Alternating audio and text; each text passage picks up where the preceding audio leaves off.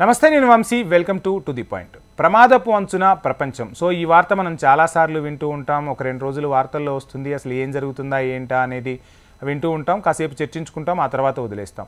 So అసలు ఇప్పుడు ప్రపంచం అనేది ఎందుకు ప్రమాదపు అంచుకు చేరుకుంది, అసలు ప్రపంచ వినాశనం అనేది తప్పదా, ఐక్యరాజ్య సమితి ఎటువంటి ప్రకటన చేసింది అనేది నేను మీకు ఈ వీడియోలో చెప్పే ప్రయత్నం చేస్తాను.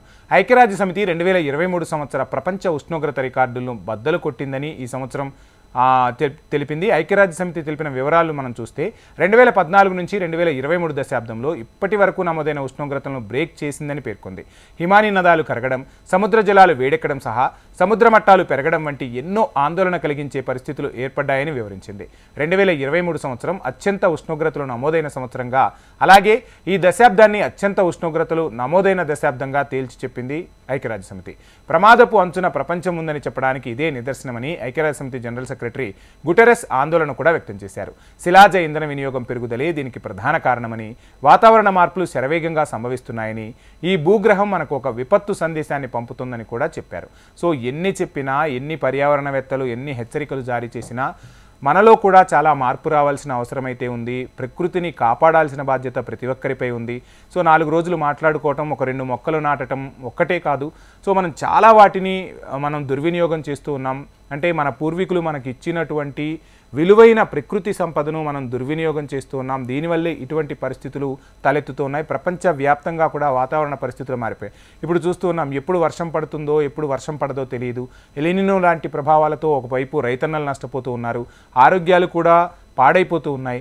మార్చిలోనే ఎండలు తారాస్థాయికి చేరుకున్నాయి. ఒకవైపు ఐటీ మనం బెంగళూరులో చూసుకుంటే, బెంగళూరులో నీటి కటకటతో అక్కడి పరిస్థితులు, అక్కడి ప్రజలు ఎంత అల్లాడుతున్నారో మన కళ్ళ ముందు కనపడుతున్నా, మనం నీటిని వినియోగించే విషయంలో మాత్రం చూస్తాము, మర్చిపోతాం. ఆ తర్వాత మాత్రం మన దగ్గర ఎటువంటి పొదుపు ఉండదు, ఎటువంటి జాగ్రత్తలు కూడా మనం తీసుకోం.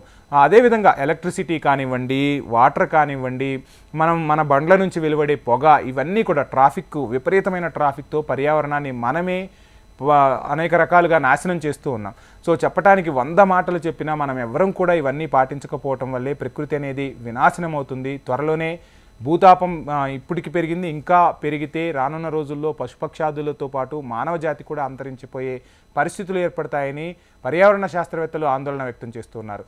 సరైన టైంకి వర్షాలు రావట్లేదు, సరైన టైంకి పంటలు కూడా దిగుబడి తగ్గిపోతూ ఉంది. ఎన్నో రకాల కెమికల్స్ వాడుతూ ఉన్నాం, భూములను కూడా నిర్వీర్యం చేసేసాం. సో రానున్న తరాలకు మనం ఇచ్చే విలువైన సంపద ఏంటి అంటే ప్రకృతి సంపదే. మన పూర్వీకుల నుంచి వచ్చిన సంపదను మన రాబోయే తరాలకు అందించాల్సిన బాధ్యత ప్రతి ఒక్కరిపై ఉంది. ఇప్పటి నుంచైనా ప్రతి ఒక్కరం జాగ్రత్తలు తీసుకుంటూ ముందుకు సాగితే కొంతలో కొంతైనా పర్యావరణానికి కలిగే హానిని నివారించిన వాళ్ళం అవుతాం. సో నీటి వినియోగంలో కానివ్వండి, చెట్లను పెంచే విషయంలో కానివ్వండి, వాహనాల వాడకం విషయంలో కానీ పలు జాగ్రత్తలు పాటించినప్పుడే పర్యావరణాన్ని మనం కాపాడిన వారం అవుతాం. అందరం కూడా, ప్రతి ఒక్కరూ కూడా బాధ్యతగా మెలగాలి. పర్యావరణాన్ని కాపాడటంలో ప్రతి ఒక్కరూ కూడా కంకణబద్దులు కావాలని హెచ్ఎంటీవీ మనస్ఫూర్తిగా కోరుకుంటుంది. రానున్న రోజుల్లో ప్రకృతిని మనం కాపాడకపోతే ఖచ్చితంగా ప్రపంచం ఒక వినాశనాన్ని చవిచూసే పరిస్థితులైతే ఖచ్చితంగా ఉంటాయి. సో ఇప్పటి నుంచైనా మనం ఆ వైపుగా అడుగులు వేద్దాం. ఆ దిశగా అడుగులు వేసి రాబోయే తరాలకు విలువైన ప్రకృతి సంపదను అందించే ప్రయత్నం చేద్దాం. ఇది ఇవాల్టి to the point. Please subscribe HMTV.